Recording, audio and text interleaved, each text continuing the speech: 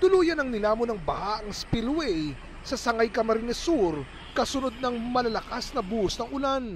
Sa lawak at taas ng tubig, ipinagbawal na ang pagdaan ng mga residente at anumang sasakyan. Sa bayan ng Balatan, gumuho ang lupa at bumigay ang bahagi ng highway. Kung magpatuloy ang mga pag-ulan, pinangangambahang mapinsala rin ang ibang bahagi ng kalsada dahil sa paglambot ng lupa. Umapaw rin ang tubig sa spillway sa bahaging ito ng Sorsogon.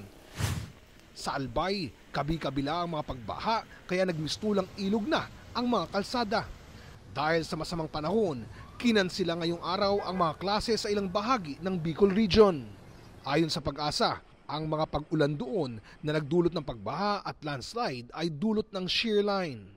Nabubuo yan sa pagsasalubong ng malamig na amihan at mainit na hangin o easterlies. Dala ng shear line ang makakapal na ulap na nagdudulot ng maulang panahon.